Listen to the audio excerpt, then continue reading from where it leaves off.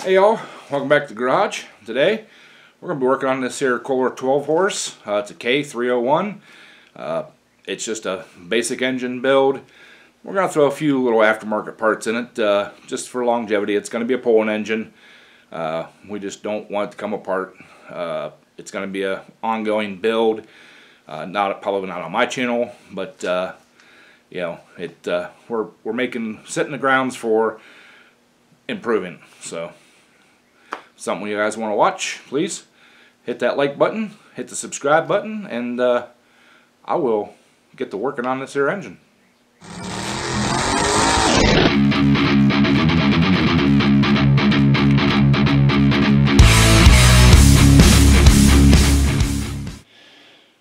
Alright y'all, start this out. This engine has already been to the machine shop. It's been bored and honed. New valve seats and new valves have been put in it. A new bearing on the block side, the PTO side has been, or I'm sorry, the flywheel side has been put in. So we got a aftermarket rod and an aftermarket piston. They're just standard bore. The reason we're using this stuff is, like I said, this is going to be a ongoing engine build. We're building it to start like stock, and then as the tractor progresses, this would be a good basis for, you know, going you know, up in size. 14, 16 horse, same block. We can bore it, sleeve it, get it up to a 16 horse. So I do have it mounted on my homemade custom engine stand. So we got a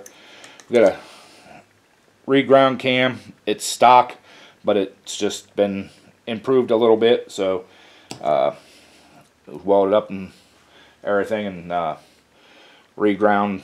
So first things first, I guess we're gonna dry assemble this thing. When I say dry assemble, I mean we're not gonna put the rings on the piston, but we will put the piston on the connecting rod, put the crank in the motor, check our clearances.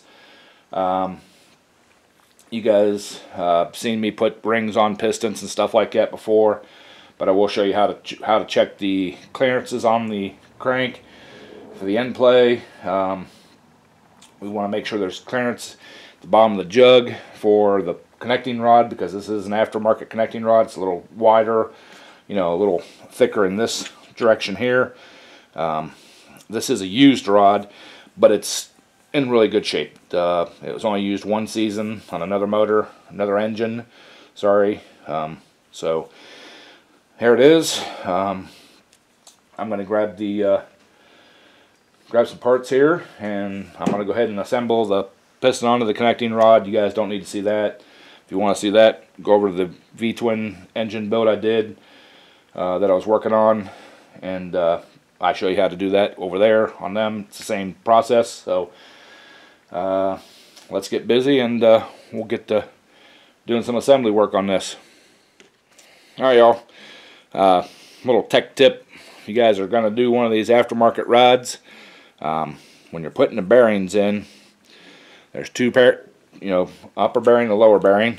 Both have oil holes in them. Make sure you use the right bearing in the right half of the rod, or correct half of the rod. See, this one has two holes in it. That's for the oil hole, and then this little dipper, which keeps this rod bearing from moving. And there's a notch over here and a notch in here. What I like to do is I line that notch up, get it flush. Don't push down here. Don't push here. You can actually bend these rods. Make sure it's flush on here, and then just take your hand and push that thing down in. There you go. It's all in, assembled, and that fits nicely. That little keeper there for keep the rod from spinning if something would happen. Got the oil hole there, so we're good to go. So I'm gonna get the piston back on here, or not back on here, put the piston on, and we'll get the crank dropped in, and we'll start checking clearances. Alright y'all, I got the piston and the connecting rod all assembled there. Next thing I want to do now is I want to drop the crank down in there first. I just got a little bit of motor oil here. I'm just going to lube this up.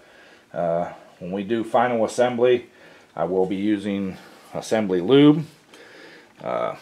Just for now, since we're just test fitting and everything, we're going to just use a little bit of motor oil, you know. So, all right, and of course, dummy me, I dropped that in the wrong way.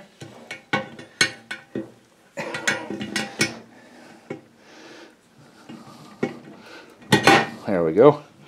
There. Now she lines up better with that bore. So, yeah, the bearings are the same size on both the block side and the closure plate side. So, you can put it in backwards, but you can't run it backwards because stuff don't line up. Now, when you go to install the piston, the connecting rod, there's an oil hole up here, right there. And there's one down there on the bottom, but that oil hole and goes this way. The thicker part of this and this oil hole go towards your camshaft. So I'm gonna slip this in. I'm actually gonna pull these bolts out of the cap here, and yeah, give me a minute. Let me get these bolts out of this cap. You guys don't want to watch me do that, so bring you back when we get that done. Alright, y'all, I got that rod cap on, and first thing we're going to do, I mean, I know it spins freely, but we're going to rotate this and make sure, see, we're hitting right there and right there on that side. Let me get the camera up here and I will show you exactly what we're hitting on. We'll try to get the camera down in there, and I'll show you what's hitting and what we got at clearance. Alright, y'all, we're looking down through the closure plate side, and we're gonna watch right down in here. This is the connecting rod, this is the bottom of the jug, and see where that comes up. See how that's contacting right there. Boom, boom, and it's going to do the same thing over on this side. With these aftermarket rods, that journal is thicker, so we got to clearance that out of there. You guys can see that right back in there. So what I do is I'll take a little marker, mark up there from a little bit, and it's not going to hurt anything, because when that piston comes down, you guys, I don't know if you can see, that piston is not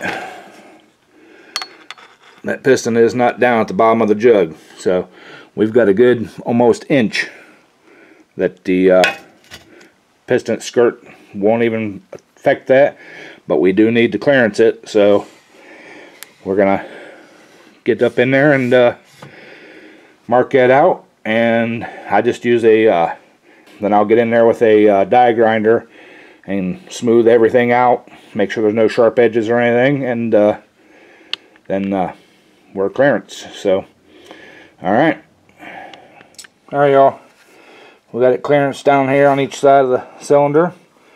Took it down roughly 1/4 of an inch or so, 1/4 3/8 of an inch. I used my little air right angle grinder, a little 2-inch one, and then just a regular burr bit on a right angle grinder or die grinder there. Got in there and got everything all taken down, and you can kind of see there on that side, and back in there. So we got plenty of clearance on there. I did stick the rod back in there and on the crank, and we've got plenty of clearance in there now. So next thing is we'll start check the end play on the crank, and so I'll get set up to do that, and we'll get that taken care of, and then we can slap stuff together. Alright, y'all. We got that block all clearanced for the connecting rod, or that jug, I should say. All clearance for the connecting rod. Next, we're going to check the end gap on the crank, and you check it right here between the bearing race and the crank itself. And to do that, you got to put the closure plate on it, which is right there. Well, the closure plate's right there, but it's this end here. That's, they call it the closure plate side. To make it a lot easier, I make up a couple of dowel rods or dowel pins here, indexing pins, whatever you want to call them. It's just a 3/8 bolt, the head cut off, slot cut in for a screwdriver, and then you can drop your gasket right down over it, you know, as soon as I get it set right, and that'll keep your gasket in place. And then you can take your closure plate, line it up, and I usually have to take a little rubber mallet and just tap it down on. Okay, there's that. And then I just put the 4 bolts in it. I take these out, put the 4 bolts in it that hold it in, and I just hand snug them down. I don't torque them to spec yet. I just put a good snug on them, and then we'll check the bearing in place. So let me get that done, and we'll bring you back and show you how to measure the end play. Alright, y'all. We're going to look right here, right there between that. This is the bearing race, this is the crankshaft. We want a little bit of a end gap in there, and right now there is none. Well, there is, but there's not measurable. So we do have some shims we can put in there. So I'm going to pull that bearing closure plate back off, show you guys the shims, and we'll drop a couple of those in there. Alright, y'all, in your gasket kit you'll get these, look like paper gaskets. These are 5/1000 a piece shims. So I'm going to put 2 on just to check it and see what we got, and then we'll go from there. So, and they go on just like the gaskets. You can just, oops, sure they're going the right way. Just drop it on there, set it down, and this is where those dowel pins really come in handy to keep these multiple layers all lined up. So, alright, we got that. Oh, that's backwards. Okay. Alright, now, there. Now we got 10/1000. So, I'll put the closure plate back on, and we'll see where we're at with the gap. Alright, y'all. You guys can see in there. I don't know if you guys can see that moving up and down.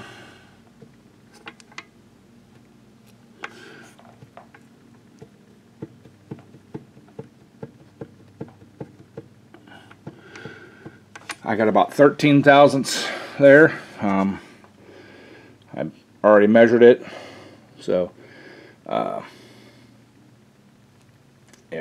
about 13/1000. I will put on the screen here what the max and minimum is. I like 13 to 15/1000.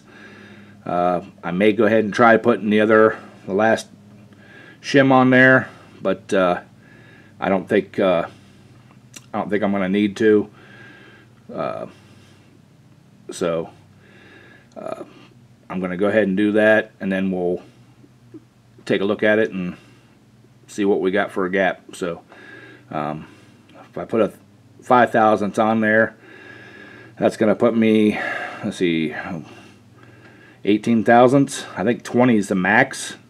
So more than likely we're just going to stay here with the 13/1000 and roll with it. So we're going to take it apart, and we're going to do the cam next. So hang on. Alright, y'all, we got our cam here, and this is just a welded up and reground stock cam. So to put it in, put it down gear side first, Come on, baby.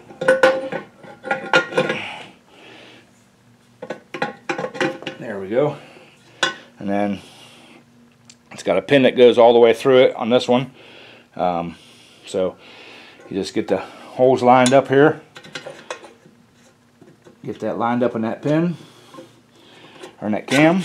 Drop it down, and you'll feel it go into the other end.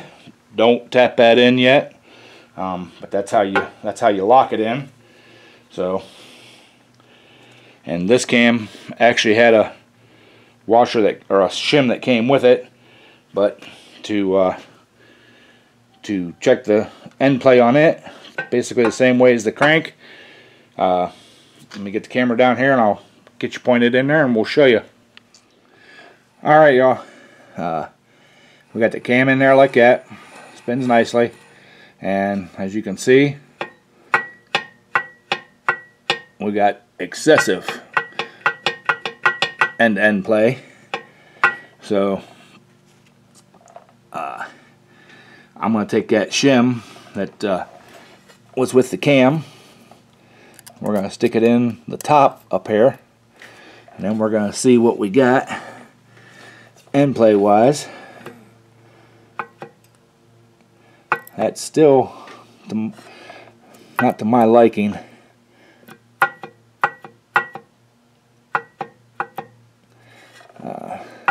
I'm gonna have to look up to see what the end play standards are. I may have to actually get some shims to shim that cam up. So, but that's basically how you do it. You know, I will, when I go to put it together, if it takes 2 shims, I'll put 1 on each end, just to basically take up the space and have a little bit of a lubricating surface, you know, or a wear surface, so it's not on both of them. So, all right, that's the basics on how to put that in there. So, the next step is we'll do the end gap on the rings. This is all pre-assembly, you know, stuff that we need to do. So, all right, we'll bring you all back when we get to the next step. All right, y'all. After double checking my records or my cheat sheets, whatever you want to call it, the cam clearance, the minimum is 3 thousandths. I think that's what it said. Yeah, 3 thousandths. The max is 10. I slid that 5 thousandths shim that we had there in, and I still have 16 thousandths. So I need to get at least 10 more thousandths shim put in there. A 5 would probably do it. That'd be 11 thousandths. That'd be right at the maximum. I'd rather err on the side of caution and just put 10 thousandths more in there, and it'll wear in. It'll be fine. I don't have any shims here. I went through all my old Kohler K series stuff, and I do not have a single one here. So I probably used them on some other old engines. So next thing is checking the end gap on the rings. You guys seen me do that on the Pro Modified V twin engine that we put together. So I'm probably not going to video that, but the shims will probably be about a week out. So I'm going to have to end this video here because we can't go any further until we get that cam shimmed. And once we get the cam shimmed, then, you know, I'll do the rings off camera and we can start assembly. But like I said, it's going to be about a week. So, and I think this video is getting a little long. Of course, right now I'm rambling, but hey, you know, you guys like to hear me ramble, don't you? Yeah. So anyways, I'm going to end the video here. Thank you all for watching. Be sure to hit that subscribe button. Turn all the notifications on for all the videos. That way when the second part of this comes out, you guys will get to see it. And, you know, just make sure you hit that like button, that thumbs up. It does help the channel. It's free for you. But tells YouTube that people are liking the video, and they'll promote it out and put it out there more for more people to see. So anyways, appreciate you all watching. Thanks, and we'll catch you on the Sunday live stream, 7 p.m. Eastern time. Come on in, hang out, and we always have a good time. So that's all for now. remember, keep wrenching.